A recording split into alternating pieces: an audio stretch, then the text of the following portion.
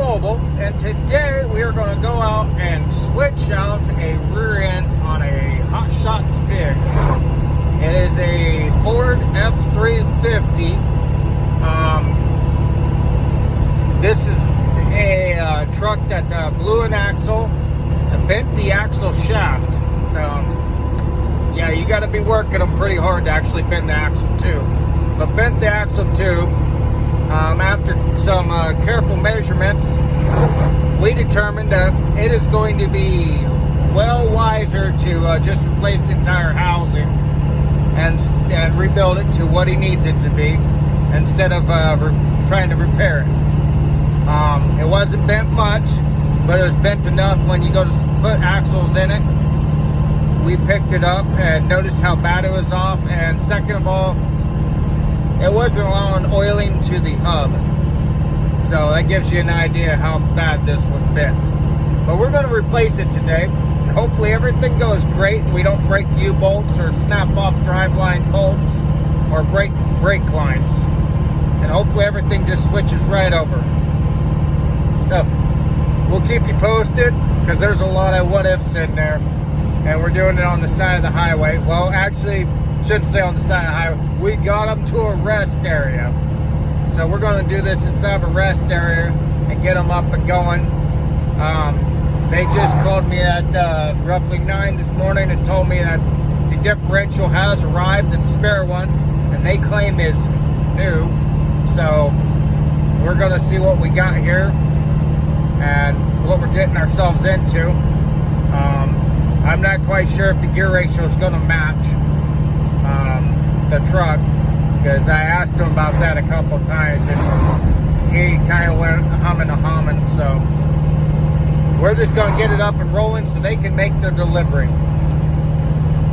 Thank you, guys. Here we go. She's on jack stands. There's the new differential. New used. Like I thought.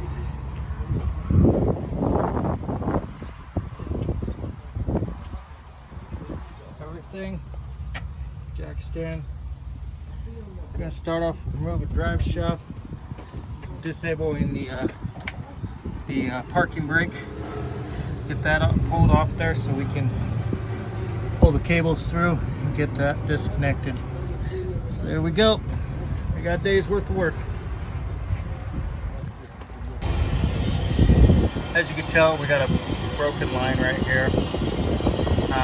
Differential in the F3.50 right there, just slowly plugging along on it. I'm thinking at one point when this broke, it might have damaged this. We don't have one, so we're going to get that figured out. Hopefully we can get everything undone, leave the wheels on, roll it on out because she is heavy, get everything set up on the new one, and reinstall.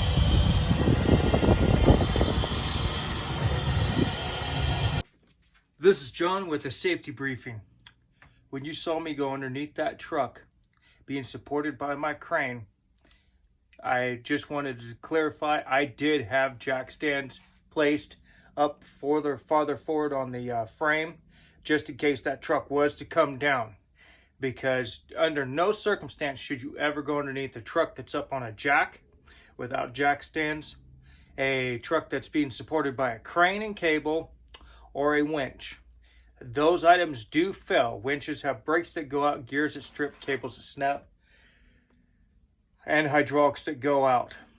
On that notion, think safe, be safe.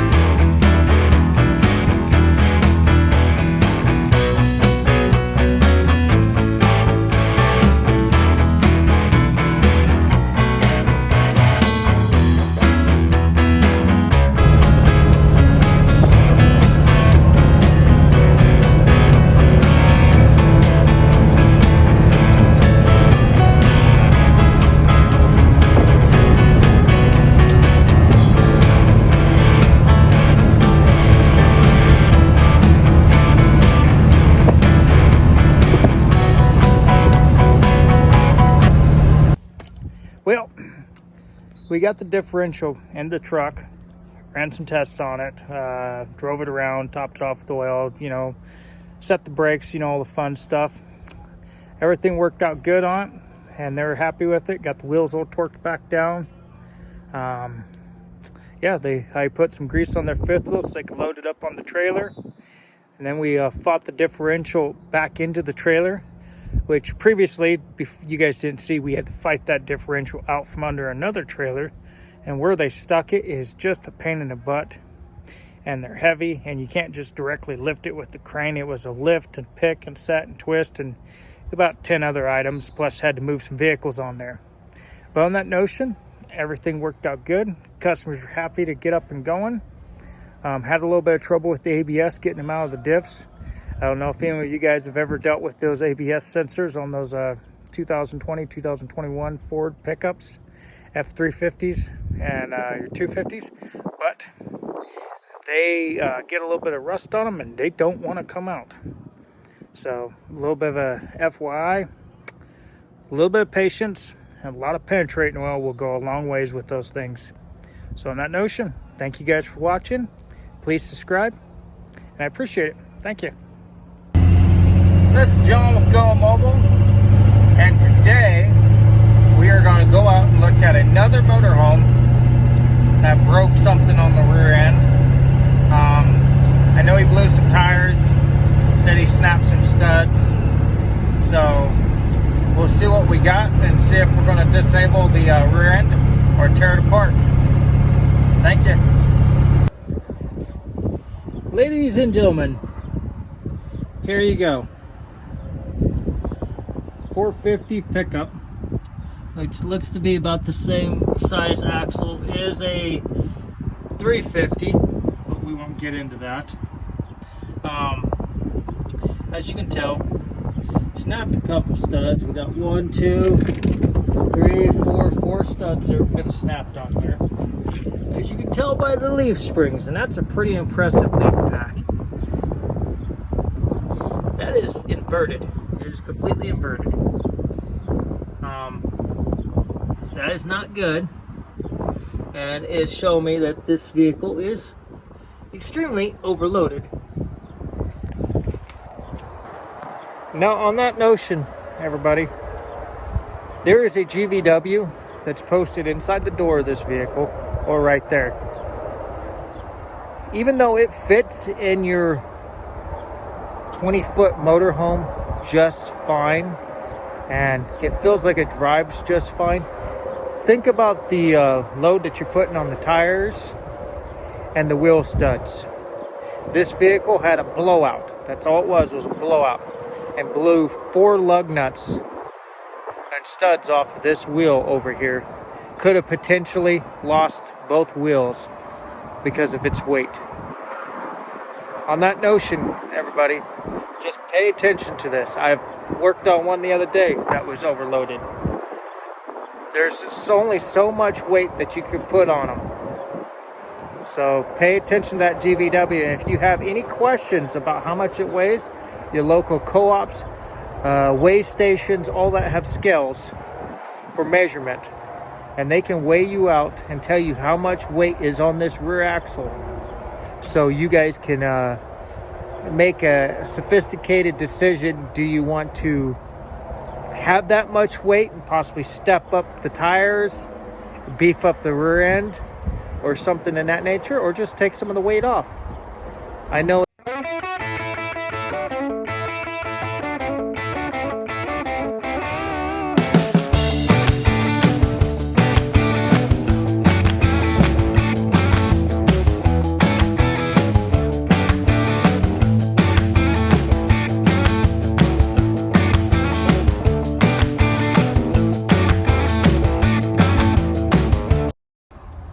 Now, after you get the hub off, you got these E-torques in here, and you got to break all those loose and knock the rotor loose from this extension. Then you can drive your studs into. Then you can reassemble. Well, I'll show you how it's done. Okay, when doing this, and you separate that off of that with the E-torques, Now you just take it, drive each one of the studs in that need to be replaced, reassemble. I like to put a little bit of blue Loctite in here. A lot of guys disagree with me, but you don't want these coming loose because that's what the rake rotor's attached to, and will cause a world of problems. I apologize about the wind, but as you can tell right there, on most vehicles, now this is a little F-150, but on most vehicles, on either the door or the door jamb, there is a GVW that tells you how much weight that you are suggested to haul with the vehicle. Staying within those parameters and staying within these areas of that weight will help the longevity of the vehicle and less likely to cause tire failure or mechanical failure off the differential springs and frames. So just take a look at that.